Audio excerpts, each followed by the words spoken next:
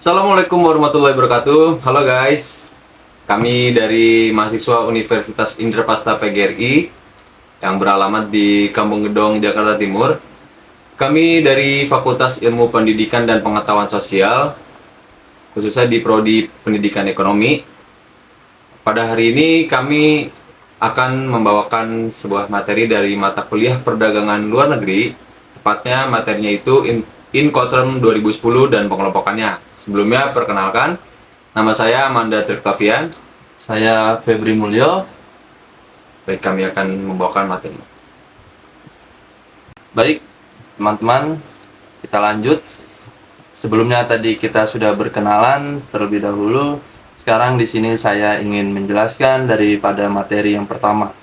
Materi yang pertama itu mengenai definisi Incoterms 2010, yang dimana Incoterms ini dapat diartikan, dapat mempunyai arti, penjelasan, serta tujuan. Incoterms adalah singkatan dari kata International Commercial Terms. Jadi, jika diartikan dari asal katanya, maka arti kata Incoterms adalah sebagai berikut. Didefinisikan dari tiga kata tersebut. Dari kata yang pertama, dari kata internasional atau antar negara. Dan kata yang kedua, komersial. Komersial itu adalah bentuk perdagangan atau yang berkaitan dengan perdagangan. Dan kata yang ketiga adalah terms. Terms itu adalah kata jamak dari term, yang artinya istilah-istilah. Jadi dapat disimpulkan bahwa jadi secara harfiah, Incoterms adalah berbagai istilah yang diciptakan untuk bisa menyamakan pengertian yang terjalin antar pihak penjual dan pihak pembeli di dalam suatu perdagangan internasional. Tujuan utamanya dari Incoterms ini adalah agar komunikasi bisa berlangsung dengan baik dan perdagangan internasional pun bisa dilakukan secara lancar. Baik, kita lanjutkan. Selanjutnya, Incoterms sendiri mencakup berbagai hal yang erat kaitannya dengan jual beli internasional, mulai dari pertanggungjawabannya atas setiap kegiatan ekspor dan impornya, pengiriman barang, serta penanggungan biaya, dan lain-lain. Selain itu, penggunaan biaya ini juga erat kaitannya dengan pencatatan akuntansi perusahaan. Untuk itu, pemahaman terhadap istilah Incoterms juga harus dimengerti oleh para akuntan yang bekerja di perusahaan ekspor dan impor barang. Saat ini, Incoterms yang berlaku adalah Incoterms 2010, yang merupakan pembaruan dari Incoterms tahun 2000. Meskipun begitu, Incoterms 2000 juga masih berlaku dengan catatan harus bisa ditulis secara jelas di dalam perjanjian kontrak. Selanjutnya, bentuk validitas Incoterms hanya akan berlaku apabila disebutkan dalam kontrak penjualan ataupun perjanjian tertulis yang sebelumnya memang sudah disepakati. Jika setidaknya ada 3 poin penting yang bisa diatur dalam Incoterms 2010, yaitu yang pertama, risk adalah bentuk pembagian ataupun pengalihan risiko antara pihak menjual dengan pembeli. Dan yang kedua itu cost. Cost adalah bentuk pembagian atau pengalihan biaya pengiriman barang. Yang ketiga itu ada responsibilities, adalah bentuk pengaturan tanggung jawab terhadap barang ketika dikirimkan. Selain itu, pada Incoterms 2010 juga terdapat 2 kategori utama, yaitu transportasi umum dan transportasi laut, di mana masing-masing diantaranya terdiri dari 11 istilah. 7 istilah untuk transportasi umum dan 4 istilah untuk transportasi laut. Terdapat 2 kategori umum pada Incoterms 2010, yaitu transportasi umum, ada darat, laut, udara, dan rel. Dan transportasi laut khusus laut saja. yang terdiri dari 11 istilah, di mana 7 istilah berlaku secara umum dan 4 istilah yang berlaku khusus untuk pengiriman melalui transportasi air. Materi yang kedua yang selanjutnya, tadi yang pertama definisi. Sekarang kita masuk materi yang kedua. Materi kedua ini ada pengelompokan Incoterms 2010. Yang pertama, pengelompokan pertama itu ada X-Work atau disingkat EXW. Incoterms adalah apa pengertian dari X-Work? Jika di dalam dokumen perdagangan internasional Anda terdapat istilah XW, EXW atau X-Works, maka itu artinya pihak penjual yang akan menentukan lokasi ataupun tempat pengambilan barang yang akan Anda beli. Sebagai pembeli, Anda juga memiliki tanggung jawab pada biaya pengangkutan dan juga biaya bongkar, muat, serta biaya lainnya yang berpotensi ada ketika dilakukan pengiriman barang. Kewajiban biaya yang ditimbul setelah penyerahan tersebut, misal stuffing ke sarana pengangkut, pengangkutan ke pelabuhan, pengurusan formalitas ekspor, biaya tambang, dan sebagainya, sepenuhnya menjadi tanggung jawab pembeli. Termin XW atau X-Works menunjukkan bahwa kewajiban penjual dalam kontrak perdagangan sangat minimum. Ada dua bagian dari materi yang tadi. Kewajiban penjual yang pertama. Di sini mencakup kewajiban penjual dan kewajiban pembeli.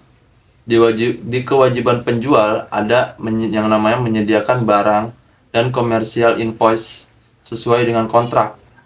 Lalu menyediakan segala dokumen ekspor yang dibutuhkan oleh pembeli dalam rangka penyelesaian formalitas ekspor. Lalu ada menempatkan barang di lokasi penjual sendiri dalam kondisi siap untuk dimuat. Namun, kewajiban pemuatan ke sarana pengangkut pertama atau inland transport tetap menjadi kewajiban pembeli. Di kewajiban pembeli, ada membayar sejumlah nilai yang dipersyaratkan dalam kontrak. Lalu ada menanggung segala risiko dan biaya atas pengangkutan barang mulai dari titik peralihan risiko, yaitu saat barang telah diserah terimakan oleh penjual kepada pembeli di lokasi yang ditunjuk dalam kontrak. Baik, dan pengelompokan yang kedua selanjutnya yaitu ada free carrier atau FCA. FCA atau free carrier adalah artinya pihak penjual akan bertanggung jawab terhadap perizinan ekspor sampai menyerahkannya pada pihak kurir atau ekspedisi di tempat pelabuhan sebelumnya sudah disepakati bersama.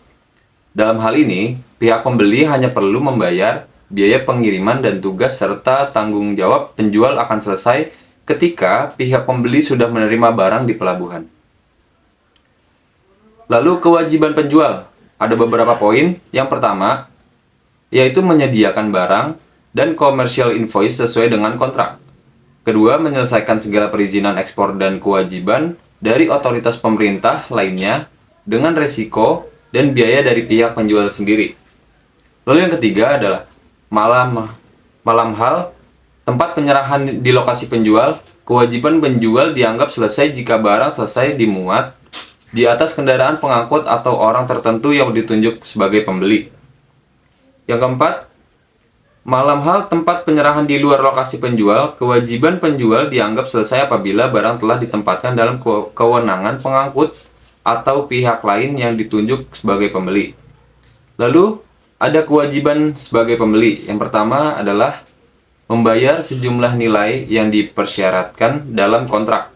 Yang kedua, menyelesaikan segala kewajiban formalitas impor atas resiko dan biaya sendiri. Yang ketiga, yaitu membuka kontrak pengangkutan dengan mengangkut mulai dari titik tempat yang dinyatakan dalam kontrak.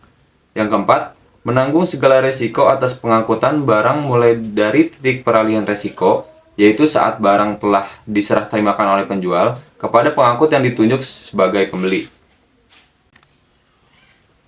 Oke, lalu selanjutnya yang ketiga ada free Free Alongside Ship atau VAS. Free Alongside Ship atau ship adalah pihak penjual mempunyai tanggung jawab hingga produk yang dipesan oleh pihak pembeli tiba di pelabuhan keberangkatan dan sudah siap untuk didekati kapal pengeruk untuk proses pemuatan. Biaya lain yang akan muncul setelah kegiatan tersebut harus dibayar oleh pihak pembeli. Istilah ini juga hanya akan digunakan pada transportasi air. Kewajiban penjual yang pertama adalah menyediakan barang dan komersial invoice sesuai dengan kontrak. Yang kedua, menyelesaikan segala perizinan ekspor dan kewajiban dari otoritas pemerintah lainnya dengan risiko dan biaya dari pihak penjualnya itu sendiri. Yang ketiga, penjual wajib menyerahkan barang kepada pengangkut yang ditunjuk pembeli di samping kapal sesuai dengan kontrak yang sudah dijanjikan. Pada titik inilah terjadi peralihan risiko dari penjual kepada pembeli. Oleh karena itu, penjual wajib menanggung biaya pengangkutan barang hingga sampai di area pelabuhan atau inland transport. Akan tetapi, biaya yang timbul dalam rangka terminal handling maupun bongkar muat barang di pelabuhan keberangkatan tetap menjadi tanggung jawab daripada pembeli itu sendiri. Lalu, kewajiban dari pembeli yang pertama adalah membayar sejumlah nilai yang dipersyaratkan dalam kontrak. Yang kedua, menyelesaikan segala kewajiban formalitas, impor atas resiko dan biaya sendiri. Yang ketiga, membuka kontrak pengangkutan utama dengan pengangkut atas biaya dan resiko sendiri. Yang keempat, pembeli menanggung segala resiko atas pengangkutan barang mulai dari titik peralihan resiko, yaitu saat barang telah diserah terimakan oleh penjual kepada pengangkut yang ditunjuk oleh pembeli di samping kapal. Selanjutnya yang keempat adalah Free On Board atau VOB. VOB atau Free On Board Incoterms sebagai salah satu istilah perdagangan internasional merupakan istilah yang menunjukkan bahwa pihak pembeli bertanggung jawab untuk menanggung seluruh biaya yang muncul, mulai dari biaya angkut barang, dari gudang penjual sampai barang tersebut tiba di tangan pembeli. Barang yang masih dalam perjalanan sudah menjadi hak dan tanggung jawab pembeli. Sementara pihak penjual bertanggung jawab untuk mempersiapkan semua surat perizinan ekspor, membayar biaya pajak, membuat clean on board receipt agar barang yang dipesan bisa dimuat dan dikirimkan oleh kapal pengirim. Dalam free on board, kewajiban penjual ada 3 poin. Yang pertama, menyediakan barang dan komersial invoice sesuai dengan kontrak. Yang kedua, menyelesaikan segala perizinan ekspor dan kewajiban dari otoritas pemerintah lainnya dengan resiko dan biaya dari pihak penjual itu sendiri. Yang ketiga, menyerahkan barang kepada pengangkut yang ditunjuk pembeli hingga barang tersebut telah dimuat di atas kapal dalam waktu yang ditentukan sesuai dengan kontrak. Pada titik inilah terjadinya peralihan risiko dari penjual kepada pembeli. Oleh karena itu, penjual wajib menanggung biaya pengangkutan barang hingga sampai di area pelabuhan atau inland transport, terminal handling charge, maupun biaya bongkar muat barang ke atas kapal. Lalu, kewajiban dari pembeli adalah yang pertama membayar sejumlah nilai yang dipersyaratkan dalam kontrak. Kedua, menyelesaikan segala kewajiban formalitas impor atas resiko dan biaya sendiri. Yang ketiga, membuka kontrak pengangkutan utama dengan pengangkut atas biaya dan resiko sendiri. Yang keempat, menanggung segala risiko atas pengangkutan barang mulai dari titik peralihan risiko, yaitu saat barang telah melewati batas pagar kapal. Lalu, di materi yang terakhir, dalam pengelompokan ada cost and freight atau CFR. Berarti bertanggung jawab penjual adalah untuk menghubungi pengangkut dan membayarkan biaya angkut yang dimaksud sampai ke pelabuhan tujuan yang dijanjikan dalam kontrak. Penjual juga mengatur bagaimana barang tersebut diangkut sampai berada di atas kapal dan membayar biaya menaikkan barang sampai ke kapal yang dimaksud. Dalam cost and freight, kewajiban penjual yang pertama adalah menyediakan barang dan commercial invoice sesuai dengan kontrak. Yang kedua, menyelesaikan segala perizinan ekspor dan kewajiban dari otoritas pemerintah lainnya dengan resiko dan biaya dari pihak penjual sendiri. Yang kedua, membuka kontrak pengangkutan utama dengan pengangkut sesuai kontrak hingga sampainya barang di pelabuhan tujuan atas biaya penjual. Yang keempat, menyerahkan barang kepada pengangkut hingga barang telah dimuat di atas kapal atau melewati batas pagar kapal dalam waktu yang ditentukan sesuai dengan kontrak. Oleh karena itu, penjual wajib menanggung biaya pengangkutan barang hingga sampai pelabuhan tujuan, terminal handling charge di pelabuhan keberangkatan, maupun biaya bongkar muat di atas kapal. Lalu kewajiban dari pembeli yang pertama adalah membayar sejumlah nilai yang dipersyaratkan dalam kontrak. Yang kedua, menyelesaikan segala kewajiban formalitas impor atas risiko dan biaya sendiri. Yang ketiga, menanggung biaya bongkar muat dan terminal handling charge dan biaya bongkar muat barang ke atas kapal di pelabuhan keberangkatan. Yang keempat, menanggung segala risiko atas pengangkutan barang, mulai dari titik peralihan risiko, yaitu saat barang telah melewati batas pagar kapal di pelabuhan keberangkatan. Baik, teman-teman, cukup sekian kajian materi dari yang kami sampaikan tadi. Kurang dan lebihnya kami mohon maaf. Wabillahi taufiq wal hidayah. Wassalamualaikum warahmatullahi wabarakatuh. See you Dadah guys. semua.